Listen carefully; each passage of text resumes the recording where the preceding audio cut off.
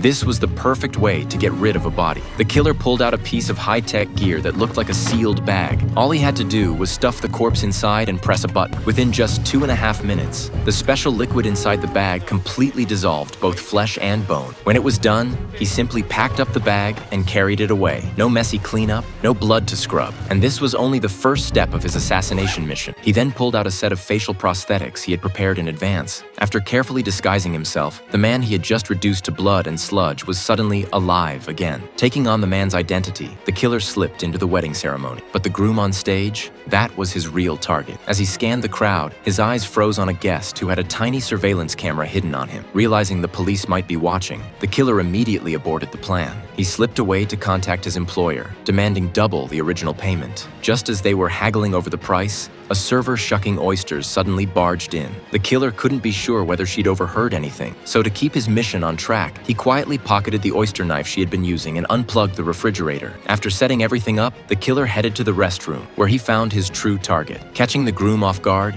he quickly subdued him and injected him with a dose of anesthetic. By now, night had fallen. Pretending to be drunk, the killer propped up the groom and staggered with him toward the shore. Meanwhile, the unplugged refrigerator had left all the oysters spoiled. Thinking some mischievous kid had pulled a prank, went down to the beach to catch more oysters herself. But that was exactly what the killer had planned. Moments later, fireworks lit up the night sky, pulling the guests' attention toward the beach. But the bride, frantic after realizing her groom was missing, ran outside searching desperately. And when she finally saw him, she froze in shock.